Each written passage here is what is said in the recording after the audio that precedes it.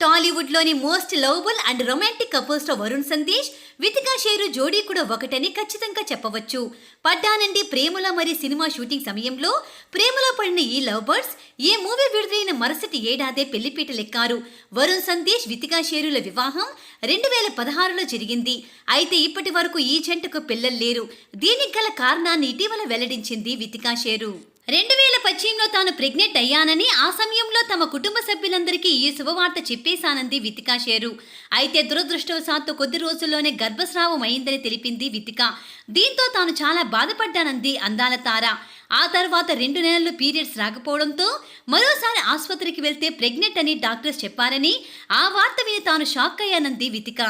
గర్భస్రావం విషయం చెప్పడంతో doctor scanning చేశారని, బేబీ చిన్న ముక్క లోపలే ఉండిపోయిందని, అందులో తేలిందని చెప్పుకొచ్చింది వితికా. దీంతో మరోసారి అబార్షన్ చేసి గర్భసంచంతా క్లీన్ చేశారని, దేవుడు కరుణిస్తే పిల్లలు వద్దనుకునే వాళ్ళు ఎవరుంటారని వితికా ఎమోషనల్ అయ్యింది.